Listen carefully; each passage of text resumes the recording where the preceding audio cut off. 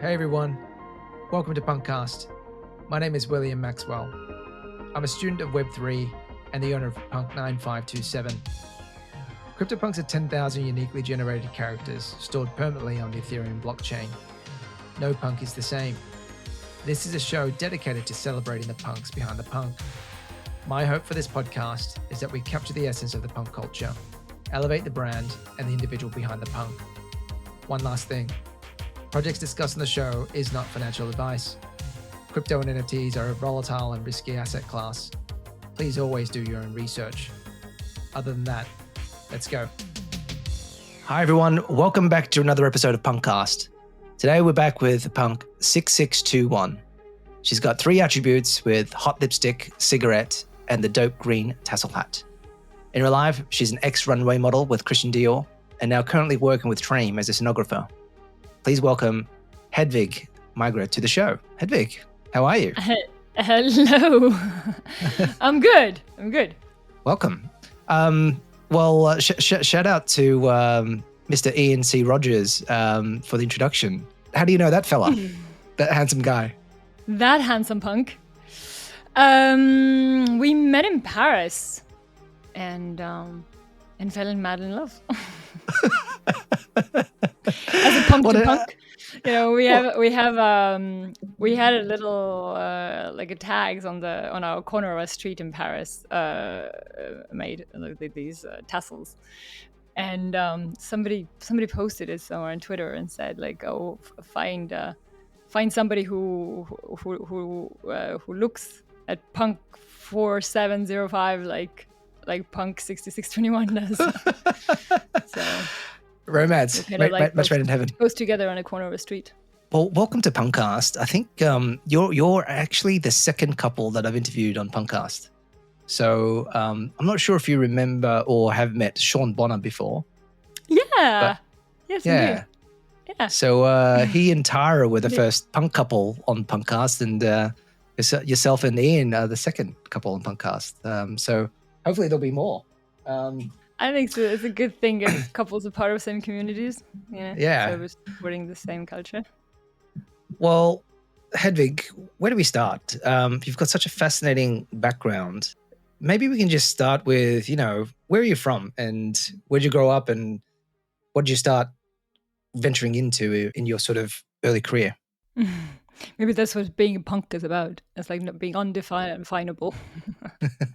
not having like one label where you just do one thing. I grew up in Estonia, in communist Estonia for that, to give like the very centralized context of where I'm coming from, like extreme control. Born and raised, studied there, then was discovered as a model, came to Paris, ended up living between Paris and New York, sometimes Tokyo, London, and Milan. Picked up some extra languages on the way. And then I was embarrassed of being a model and in a very punk way, smoked my first joint at the age of 23. Somebody told me to draw, and then I decided to go and study graphic design in Paris. So I had done shows for like big houses like Chanel and Dior and etc. before, and Givenchy. So John Galliano really liked me at the time and proposed me to be the fitting model. So I kind of like opened up another angle on modeling from the crazy runway life and editorial life. So I ended up like studying graphic design for 3 years and doing fittings for them, like couture, pret-à-porter, both houses. Kind of, but it was fun. So you get to kind of be a muse and inspire them, and so it's I think it was a part of modeling that I liked the best because it was very kind of intimate and private as well. And then I saw the escalation of the houses of how designers can be kind of like destroyed like stars, and so John went out and Raf Simons came instead, and they shot a movie called Dior and I, which was also an interesting experience to see because I always hoped that what was happening in that intimate environment would kind of get out somehow, and that film was pretty realistic the way they filmed what's happening in that glam world, how those dresses get made. Nice. And then I ended up shooting films. I was like the only girl running around doing Steadicam. And one thing leading to another. Now I'm doing scenography, so I moved on from films too, because I was kind of always like putting things together and how they fit together, and also testing limits, like when things become a little bit more not dangerous, but when it's like more challenging, when it's not the obvious, then it becomes interesting. Yeah, right. Which brought me to Trame, who I'm working with as a freelancer today, but I really enjoy that part. So it's kind of being part of this new world, brand new world. Awesome. Brave new world. Brave new world of Web3. There's so many interesting parts I want to pick apart here. I think you started off saying Estonia was communist at the time. What was it like growing up in Estonia? And how did you find a way out? Well, the wall came down. We got independent in 91, and I left in, I think, 95, 96. So it was very early days. Everything was like limited what you could buy. So you kind of see what it's like when things are controlled, when you can't, you have to watch out what you say. It wasn't that radical anymore as I was a young teenager. I mean, we were doing like political songs with my older sister at home, and then singing them out to our parents when they came back from work. But it was definitely, they could have got locked up for those lyrics that we did, and we wrote about Stalin or What were the songs about? It was about sniffing glue in Kamchatka that my sister wrote the lyrics off, and then we were singing it out. She was very political, and she's in cybersecurity today. So, she's like been following that route for obvious reasons. Gotcha. And then how did you get out? So what was your next move after Estonia? How old were you when you sort of left? 16, school holidays. 17, I started paying taxes. Oh, wow. To French government. So you moved straight to Paris? I came to Paris. I did my first Dior couture show, and then I went to New York, where I shot with Steven Meisel, and then I stayed between the two cities, juggling, like just going back and forth. Gotcha.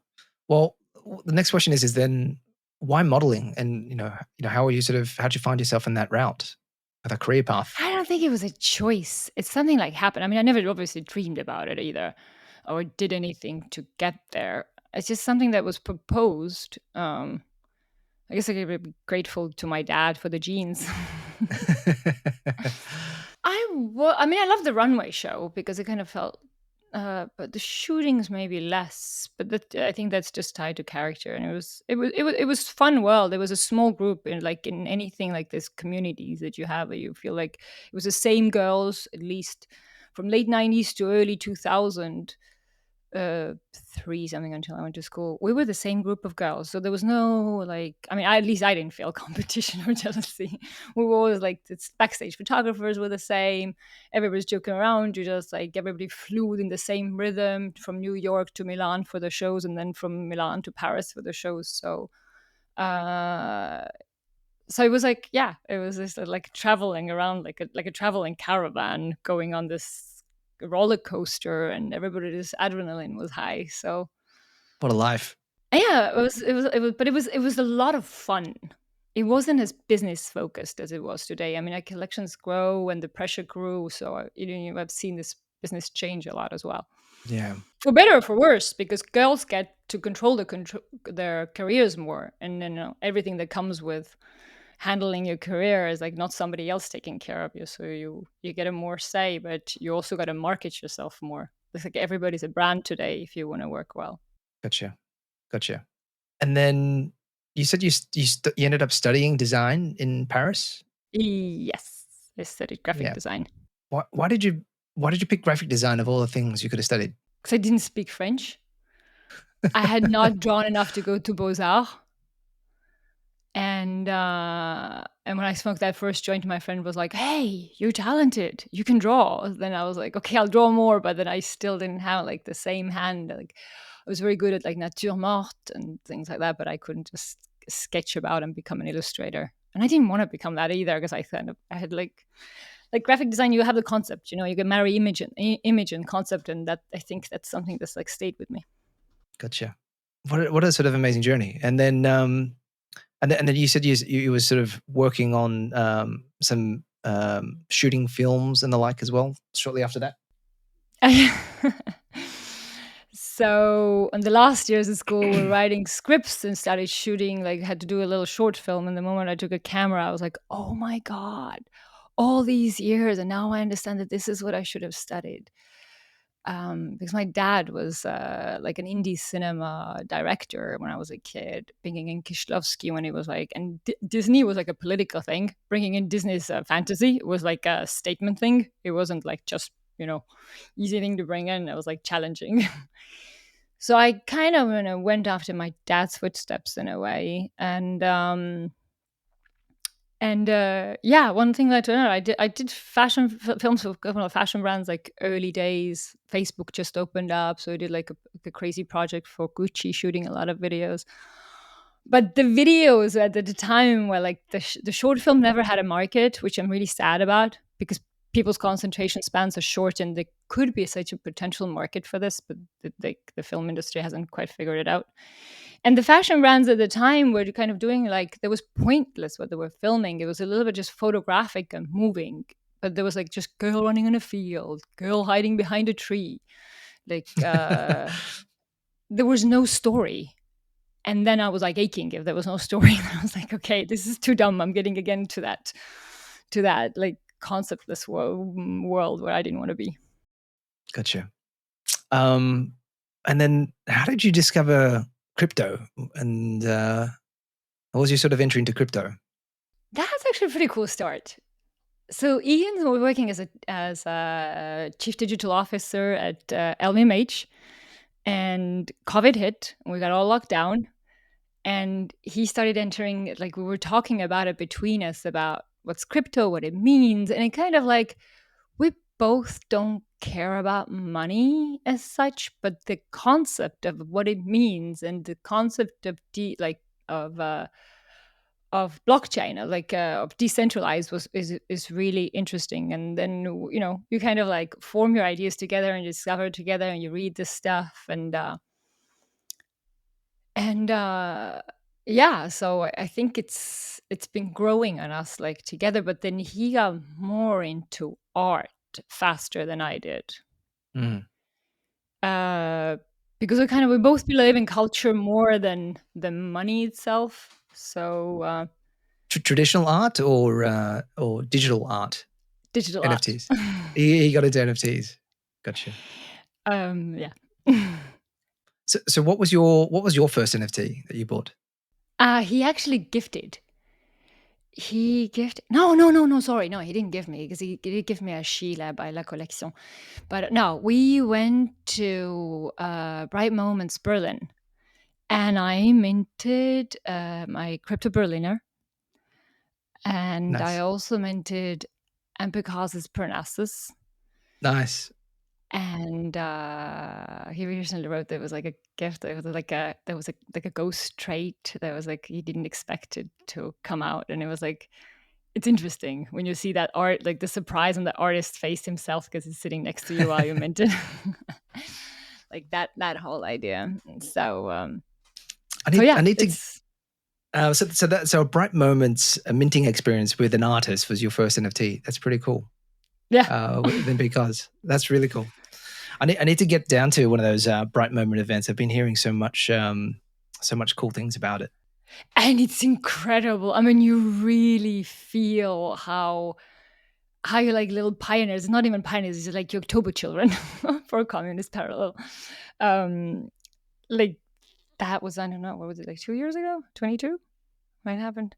So that was your. Because it's been like doing it in Kraftwerk building, which was like a power plant, meaning having this laptop on a table, but in a room that's full of like a control room, that's full of buttons. It just exaggerates like the mise en scène of that whole scene of like minting while you're just pushing a button on your laptop or somebody's laptop. but this whole control room like environment around it, and the way they guide you into this big hall where the height of the ceiling was like 27 meters. You're walking in there by these tall drag queens, and then you're presented with your crypto billionaire. That was an incredible Amazing. experience. I think it'll like stay with me for a long time. Amazing. What an entry. Mm. You mentioned you fell down the art collection or digital art collection trap with Ian, and I think you mentioned you both really enjoy collecting culture. What do you mean by that? I think it's like money doesn't. It's a little bit like invest. I look at it today. I mean, I hear so many people buying art to flip it. And when I was in my teens, I was once doing like a gig, like some show in Hong Kong. I ended up going to an art fair, and I was first time listening to people in art fair saying like, "Oh, very good first investment," and I was like, "Oh my god, what a way to!" I was so radical at the time. I said, "Oh my god, what a way to talk about art! Like, we should buy with heart, and like, what does the value mean anyway? Like." It means something to you, right? So, I mean, I love Sheila. I don't know if this just was an expensive postcard that Ian offered me like a year ago for my birthday, um, or will it have value? Like, we don't know that. It's a speculation. But if it means something to me, then it's important, right? And I think the way we use words NFT is like it's abusive in a way that we should just like everything's going to be NFT. Our passports are going to be NFT. Like it's just going to be like a proof of ownership. So if you collect art, it's you should do it with a heart. I mean, it should. I mean, I don't want to tell other people what to do, but you'll feel better about it, and you will feel less nervous about speculating about the value and what it will be worth and what it means. And it's so much more beautiful. I mean, I'm just a romantic person, so I think that like, collecting art is more beautiful than collecting money. Wow. Sounds like everybody needs to move to Paris. And it might be true that everybody is romantic in Paris. And so that was your first NFT. How did you transition into CryptoPunks then? Like, how did you first hear about CryptoPunks and eventually get yourself into a punk? I think that's I have a boring answer on that one. I just followed Ian on that one because he had his and I wanted to have mine. And then some came up for sale and he was like, oh, it was like September 22. He said, Yeah. who do you like? And I was looking at the Jason. Well, of course, I went emotional and I was like, punk's going to be punk. He had a cigarette and he had a green hat, he had a style and he had a lipstick. So I just picked that one and Ian's like, oh, I think I know. And then it was Adam Lindemann who yes. owned it. So that was beautiful. that made the story nicer. Nice. And then they talked, and then I became a proud owner. Were you looking at many other traits before you landed on the tassel hat and the cigarette and the hot lipstick? Were there any other traits that you liked? Of course I looked at them, but I wasn't. I just went with the one I was drawn to. Yeah, it's kind of like, okay, this is cool. Gotcha. And if money wasn't an issue for you, like, what would be your dream punk, do you think? Would you have any traits or any types of punks that would resonate with you more? Or you'd just keep the tassel hat and the cigarette? I would keep the tassel hat. It's just like a bit like changing your face. Like I've grown into it, so I don't desire to be somebody else. Gotcha. And how do you see punks for you? Are they, I mean, you've sort of come from a design and aesthetic sort of art world. I mean, how do punks appear to you? Are they works of art or are they collectible? How do you sort of see punks? I see them as art. I think it's like pioneer art. And I like the community. That's definitely part of that creates the value. And like I was saying about art is like its value is what we give to them. I mean, of course the market decides it as well, because if there's like more demand, then the price goes up. But there's only 10,000 and probably less by now. So that's there'll be there are a lot of coins out there, but like owning art instead of I'm coming back to again, like owning art instead of collecting money. It's like there's something much more special about it. Absolutely. And emotional. You're right. Every single time I've bought and sold a punk, I've always felt guilty straight afterwards, and I've always had to find a way to get back in. Keeping a child away. Exactly. Well, I think because you've also invested a fair bit of time in building up a bit of a brand persona behind it, and then to give that all away, you basically have to start from scratch again too. So Exactly. definitely sort of feel that. Okay, shifting gears a little bit. Trame. What is Trame? Trame is I think it's like a maison d'édition / gallery would be the correct way to put it. It's started by Ismail Tazi, who has an incredible understanding of craft. And what appealed to me was like coming from Dior and having these couture clothes made on me and seeing how things fit it was in a way like seeing what's perfection. I mean, nothing's perfect really anyway, but like how do you pay attention to detail? And Ismail understands like bringing together like I like the weaving the two worlds together, like the craft of code and the craft of artisanal craft, like bringing these two together is everybody desires it somewhere. Everybody wants to reach over to the physical world. I mean, I see it a lot happening, right? Because well, otherwise why would I make these black sweatshirts with with all the logos on it or art on it? But yeah, so he's gone very deep in curating these collaborations, and the outcome is like bringing together Jeff Davis with a workshop in Artra, an atelier who's doing like stained glass. Well, the collection was inspired by Frank Lloyd Wright. I mean, in an incredible story of a collection, you know, because every time I think art means to us what the context around it is, right? So, or Martin Grasser, with who we did Amiras in Murano glass in Venice, and you know the physicality of like colors on screen, or you see colors in material like colored glass. I mean, it's mind blowing what they've created, and I get to help people understand how to live with these pieces and how those, you know, there's something very square about generative art, and yet weaving like something organic into it, like searching for these organic lines is a really interesting challenge. That's what I like the best. I'm just looking at the collection now. So am I right? There's been 3 collections. So there are 3 collections out, exactly. So, 3 so Jeff generative Davis, Martin art collections. Grasser. Yeah. And the tapestries made in Aubusson by Alexis André. And this is not what you're seeing on the screen is not even doing it justice, because when you see it, it's like silver lining, but literally silver lining on the tapestries that like I don't know, like very, very few people only got to see. So how big are these things? Are they huge? The tapestries are I'm a matrix system, right? That's okay. So the tapestries are 170 wide centimeters by 250. Oh, they're huge. Yeah, they're big. And yeah. you know, it can be decorative, you can use it in different ways, but it's just like it's like another materialism of art. So like any collectible art, you know, we can look at a vase and be like, oh my god, like I just need to have this vase because like look at how it's made. So yeah, I'm looking at the main picture on Trame right now. You've got like a wonderful sort of studio with huge floor to glass sort of ceilings, and then you've got the pieces sort of being in the middle.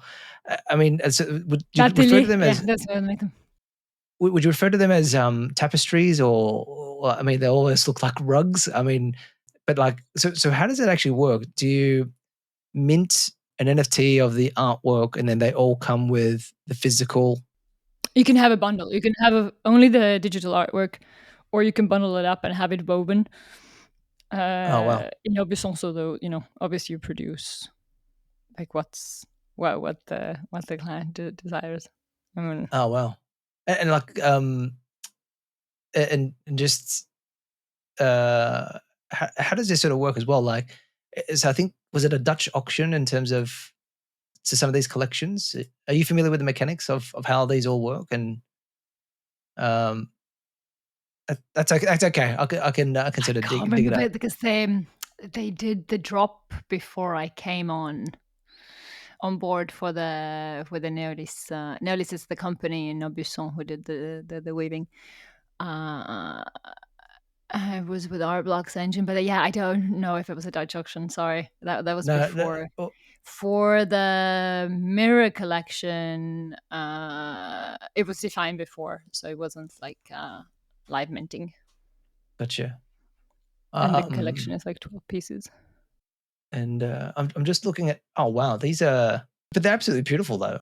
And yeah, so can you imagine that code? Like, but we came out with them in December at Miami Design Week, just the beginning of Art Basel, and you can have. I mean, if you think it in a way, you can have the code like reflecting on you because when the light comes through. I don't know if you see on the website some of the images on the stained glass pieces of Jeff Davis. Yeah, Optimism. Yeah, they're beautiful. So, which actually is funny because we just got this viewing. Agoria is doing a performance exhibition or art exhibition in Musée d'Orsay in Paris, opening, and they did with Johann Lescure an incredible sculpture. That's when it slit the shadow was a QR code that you can then, and you really just take a picture, and when you open up your camera, you get the link, you get to mint the piece, and it's Amazing. like linked to the art piece, and it's like I like this interwovenness of code and physicality, and how many different forms it can take is just incredible. Like it's like a new canvas for people to play on, and then merging like Agoria working with Johann Lescure. It's like they couldn't have done it alone, right? These things are collaboration. So I don't know if anybody's coming to Paris for NFT Paris. It's gonna be on now. I think come and try to go and dance between sculptures in Musée d'Orsay. That's a pretty incredible experience. Yeah, just a side note, Hedvig, I did check out the card. It's actually in Hong Kong dollars. That's probably why I was quoting those. Because I was like scared. I was like, oh my God. I was like, I doubt they put on the website some prices that I wasn't aware. I mean, I don't know per piece because I'm they do vary. So but I know their price range. Right. They're not like insane price range, not compared to what we, pay for some other things. So it's beautiful. It's beautiful to think that there's something that's immortal, and you can have the mortal piece, and the mortal piece will age and get old, and what it will look like. And Aubusson tapestry was like, it has like the king's approval. Like it's like a level of tapestry, like a quality of tapestry that's really interesting. So you think that you can have this digital jacquard where these yarns were like chosen by Alexis Sandret to match the colors of the pixels. It's like, So can you help describe who Alexi is it? His Twitter handle is MacTwitter. Alexis Sandret is a French artist. Yep, Alexis Sandret. Yeah, who lived in Japan and just moved back to Paris. And he did the friendship bracelets. Oh, okay, yes, kind of like with a wider. Yes, of course. Resonance. It was known for. Yeah, of course. And beautiful. Again, you were reaching over to physicality, something where you're involved, and it's like better than putting a little, I don't know, I would say doodle on your sweatshirt. No pointing fingers, but just the concept of it, like the idea of putting these PFPs like on sweatshirts or t-shirts that are like cheaply made, bad cotton, they're all black. It's a little bit like taking Mona Lisa and putting it on your pen. Yeah, a little bit cringe, maybe. Yeah. Wow, excellent. So you guys are going to be in NFT Paris. We're going to be in NFT Paris. So what's going on there? Art Blocks has a booth, and they want to show generative interior, and we're showing the physical pieces. Like there's a when's this coming out? Shall I tell you about it? Basically, we're doing a set. We're trying to explain people how these two crafts emerge, and how, to explain. It's interesting to explain tech people about the craft, or like the physical craft of like what quality can be, and vice versa. As I said, like sometimes we do fairs when there's only like, design crowd, and but they want to, like, people are often looking for this entry point where they could understand it. And this is why I think that art is interesting, like coming back to culture. Like, you will make that gap. We're living a little bit in the future, that these people who are on the blockchain and who are in the Web3, you're like a little bit ahead. It's just like, always says, oh, we live in the future, except the future wasn't distributed evenly. So I think there's that, like, the way digital music was reaching over, like from CD, whatever we used to listen to, CDs, CDs, records. Yeah, records. That, like, art is like the good entry point of understanding things maybe better than money in that case, because images you can like or dislike, and then things grow on you. The more we're exposed, our brain will like it better. And Yeah. And it's easier to contextualize it. So that's why I think that it's interesting that art is somewhere more important than the coins that you don't maybe get into and understand. And Absolutely. do you want to follow that roller coaster all the time? So like you're literally working at the intersection of art and technology. I mean, I think you're sort of describing some of the challenges there, because you're having to describe this, I guess, this concept with technologists, and vice versa with people with a design background. Like, I'm probably more curious in terms of how do you actually, describe this with your design friends, and what sort of barriers are they sort of getting through around this concept of new art? What I hear a lot is that people want to understand it and they have a hard time. Like, that's why I'm saying that maybe art is a good entry point, because when they see a tapestry, they can understand it because they can touch it. And then, like, like with anything, is like, what's the context? If I'm going to pay a lot of money for it, then what's the context if you buy a tapestry for 20 grand? So, and stories grow on us. Humans like stories. We just like story consuming creatures. So same thing for punks. I mean, the punk on its own, if you just look at it wouldn't mean the same as the whole community around it.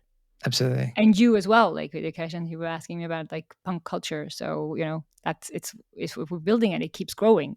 Yeah. So that's why I think that it's like interesting to be in that intersection, because it kind of like almost helps like people to leap along. Well, it's unfortunate that I won't be able to join all the fun in NFT Paris. But I guess to all the punks that are heading down there, make sure you go and visit Hedvig with the Trame crew and the Outblocks crew there. And I think we just touched on punk culture. Maybe if I can just quickly ask you that question again, like, what does sort of punk culture mean to you?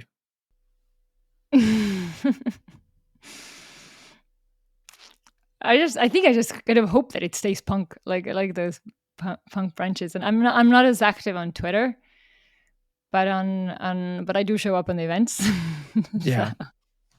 So I think I'm missing some of the Discord conversations, but I do observe it from the side, and I'm just like, I can't spend that much time on the screen all the time, because I already feel reaching my personal limits. No, but staying punk is a good thing. Okay. Exactly. That's my biggest scares with the punk culture, is that I hope it stays punk. Like what it is originally. Like, it's important that it doesn't grow into something else. When things start growing, there's always the danger of not being so punk anymore. Not being cool. As soon as it gets commercialized, like, it stops being cool. And that all, like in a family, like all opinions are welcome. That you don't have to conform. Like, being punk is not being conformist.